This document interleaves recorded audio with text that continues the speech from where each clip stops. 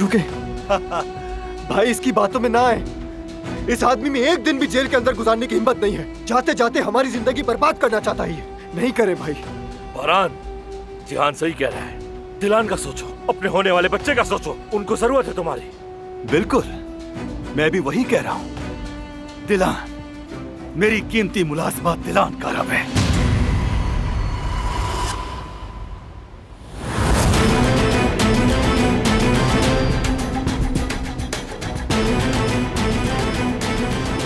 फरहान, ये तुम्हें जेब नहीं देता बेटा।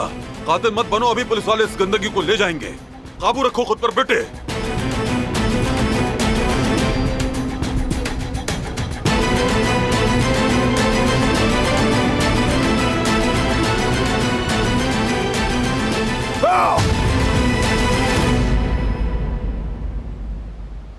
दिलान और बच्चा, तुम्हारे बहुत से ख्वाब थे ना, कहीं ऐसा ना हो अधूरे रह जाएं।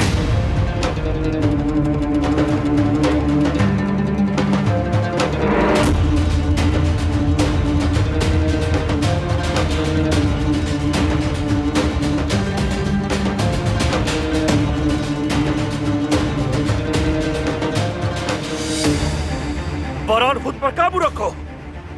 भाई नहीं, नहीं भाई, भाई प्लीज ऐसा नहीं कीजिएगा।